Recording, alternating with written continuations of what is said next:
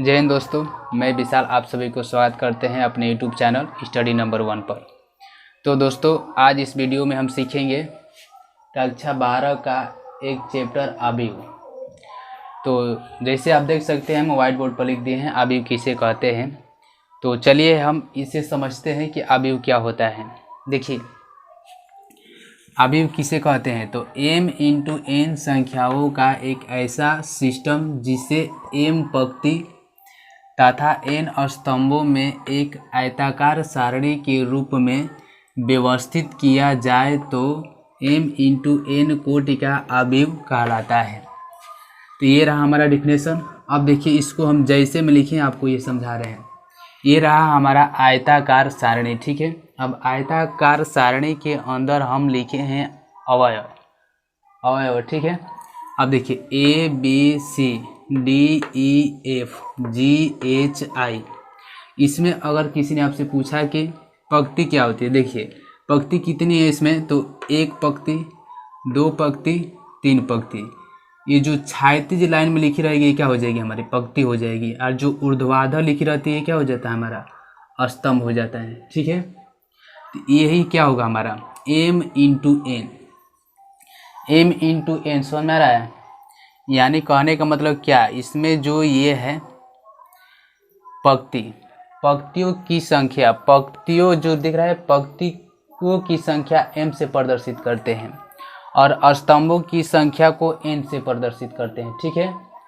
तो इसमें क्या हो जाएगा हमारा, इसमें एक पंक्ति, दो पंक्ति और तीन पंक्ति। ये हमारा तीन पंक्ति हो गया इसमें। और स्तंभों की संख्या कितने हैं इसमें, एक स्तंभ, दो स्तंभ और तीन स्तंभ। इसमें पंक्ति और स्तंभों की संख्या तो इसमें क्या हो जाएगा, बराबर है।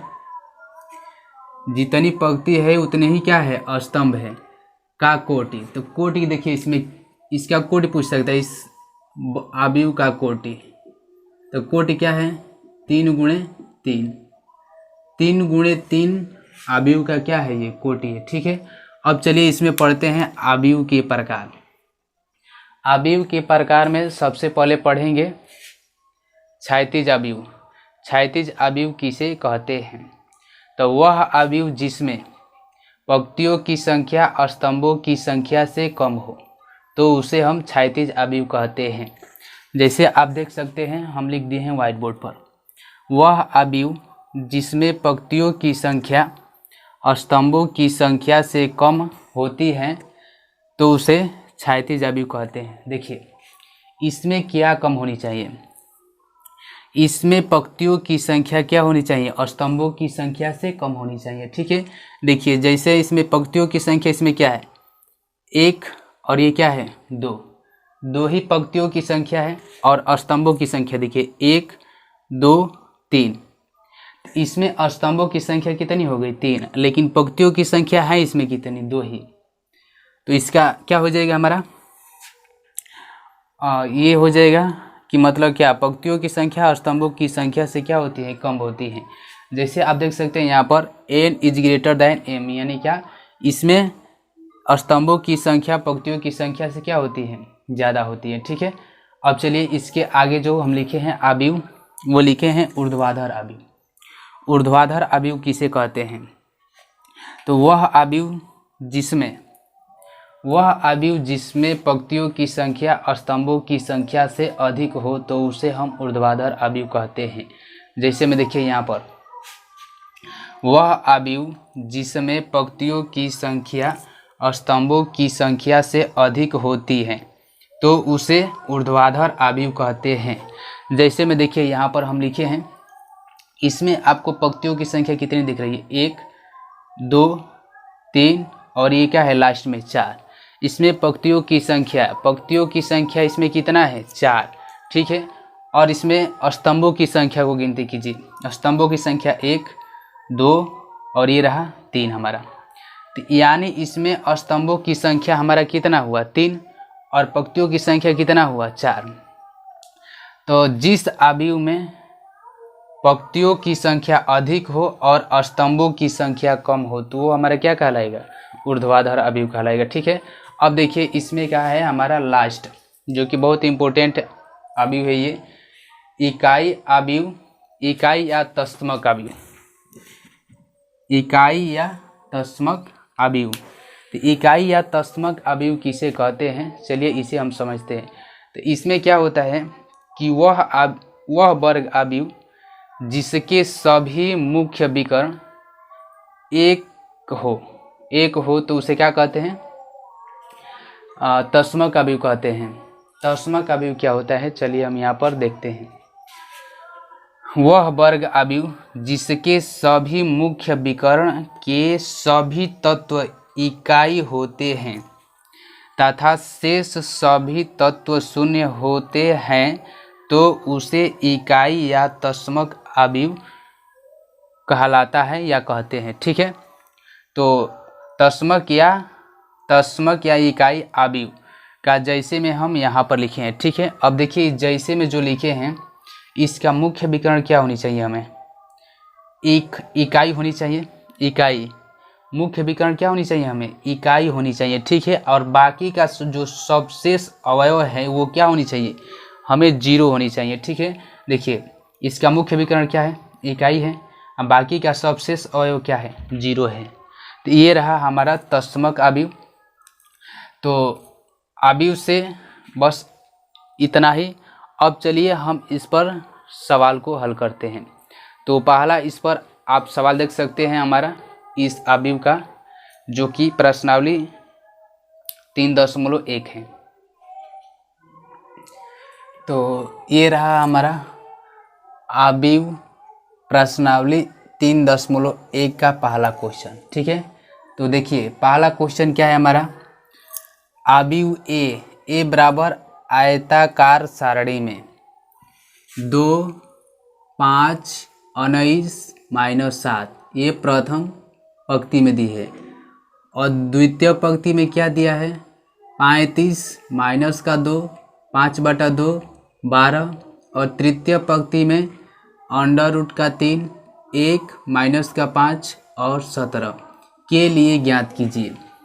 अब इसमें देखिए इसमें दिया है पहला अवयव के कोटि ज्ञात कीजिए, अवयव की संख्या ज्ञात कीजिए, और 3 नंबर में कहा है कि अवयव A11 A21 A33 A24 A23 इसका मान हमें क्या करना है, ज्ञात करना है।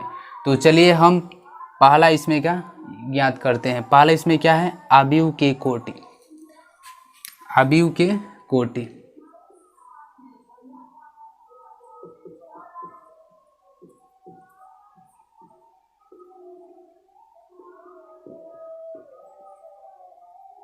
देखिए कोटि बराबर एक सूत्र होता है, पंक्तियों की संख्या गुणे स्तंभों की संख्या। कोटि बराबर क्या होती है, सूत्र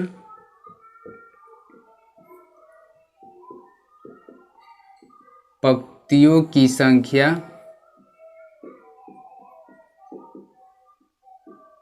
गुणा स्तंभों की संख्या।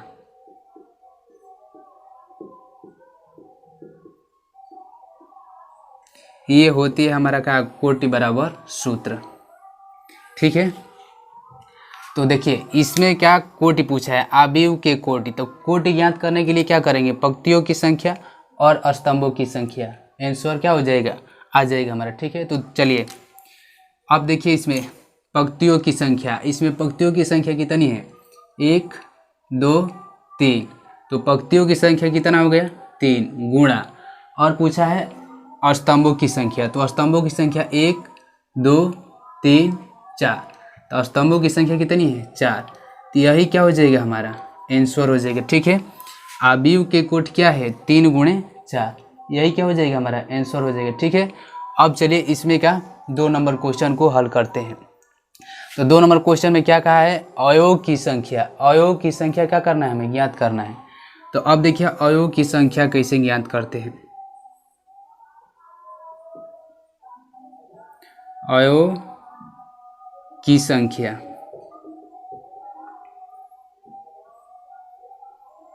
देखिए जो कोटि बराबर सूत्र लिखे थे, पंक्तियों की संख्या और स्तंभों की संख्या, ये मिला। अब इन दोनों संख्याओं को हम आपस में गुणा करा देंगे तो यही हमें क्या हो जाती है, अवयव की संख्या प्राप्त हो जाती है। तो 3 गुणे 4, 3 चौका क्या हो जाएगा 12। तो 12 ही क्या हो जाएगा हमारा अवयवों की संख्या हो जाएगा। देखिए यहाँ से गिन लीजिए 1 2 3 4 5 6 7 8 9 10 11 12। तो ये रहा हमारा अवयवों की संख्या।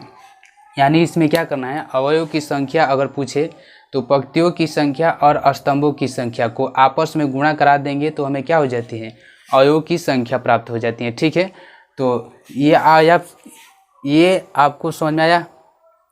चलिए ये समझ में आ गया है, तो चलिए हम इसमें का क्वेश्चन इस प्रश्नावली के क्वेश्चन नंबर 1 में तीसरा सवाल हम कर रहे हैं। ठीक है, तो चलिए स्टार्ट करते हैं।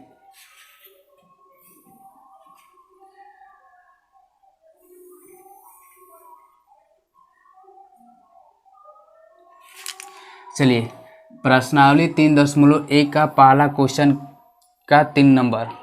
ठीक है, चलिए हल करते हैं। अब देखिए इसमें क्या है, अवयव। अब इसमें आपसे पूछा है A11। A11 का मान कितना होगा। देखिए A11 का मान कितना होगा, सबसे पहले हम एक आयताकार सारणी में हम एक अवयव को ले रहे हैं। ठीक है, A11 A12 A13 A14 A21 A22 A23 A24 A31 A33 A34 और A33 A34। देखिए एक अवयव लिखे हम यहाँ से। ठीक है, एक क्या के इसको समझने से पहले हम इससे पहले समझते हैं। ठीक है, ये क्या कर रहा है, देखिए एक हम क्या लिए हैं, आयताकार श्रेणी। अब उसमें हम अवयवों को लिखे हैं A11 A12 A13 A14 A22 ये क्या है, A21 है, A21 A22 A23 A24 A31 A32 A33 A34। ये रहा हमारा आयताकार श्रेणी के अंदर अवयव। अब बस इसमें भी क्या लिखा है, आयताकार श्रेणी के अवयव। बस इसे हमें समझ लेना है। ये समझ में आ गया तो ये भी हमारा क्या हो जाएगा, समझ में आ जाएगा। अब देखिए इसमें A11 का मान पूछा है, तो A11 इसमें आपको कहाँ दिख रहा है, पहला। तो A11 का मान क्या हो जाएगा, पहला। आया समझ में। तो A11 का मान क्या हो जाएगा, 2। तो 2 क्या हो जाएगा हमारा आंसर हो जाएगा। ठीक है, अब देखिए इसमें कहा है A21। देखिए इसमें आपको A21 कहाँ पर दिख रहा है, A21 द्वितीय श्रेणी में दिख रहा है, द्वितीय पंक्ति में दिख रहा है। ठीक है, द्वितीय पंक्ति में पहला। तो द्वितीय पंक्ति में पहला क्या है हमारा 35। ये रहा 35 हमारा आंसर। अब देखिए इसमें कहा है A33 आपको इसमें कहाँ पर दिख रहा है, तो सबसे निचली पंक्ति में दिख रहा है आपको 1 2 3 तीसरे नंबर पर। ठीक है, तो अब यहाँ से क्या हो जाएगा, तीसरे नंबर वाला आंसर हो जाएगा 1 2 3। तो माइनस का 5 क्या हो जाएगा हमारा आंसर हो जाएगा। ठीक है, A33 का मान। अब इसमें पूछा है A24। तो सबसे पहले इसमें देखिए A24 का मान कहाँ पर आपको दिखा है, A21 A22 A23 A24। तो इस दूसरी पंक्ति का अंतिम अवयव, तो इसमें भी दूसरी पंक्ति का अंतिम अवयव लेंगे। तो इसमें दूसरी अवयव का अंतिम संख्या क्या है 12। तो क्या हो जाएगा हमारा 12 आंसर हो जाएगा। ठीक है, अब चलिए इसमें क्या कहा है A23। अब A23 सबसे पहले इसमें देखेंगे तब जाके हम क्वेश्चन में देखेंगे। A23 आपको कहाँ पर दिख रहा है, द्वितीय पंक्ति में तीसरा नंबर। तो द्वितीय पंक्ति का तीसरा नंबर 1 2 3। क्या मिला 5/2, 5/2। ये रहा हमारा प्रश्नावली 3.1 का 1 नंबर क्वेश्चन। ठीक है, उम्मीद करते हैं ये सवाल आपको समझ में आया होगा। इसी तरह क्या करेंगे, सवाल को हल करेंगे। ठीक है, तो उम्मीद करते हैं कि ये मेरी वीडियो आपको समझ में आया होगा। तो बने रहिए मेरे यूट्यूब चैनल पर, मैं इसी प्रकार की वीडियो अपलोड करते रहेंगे।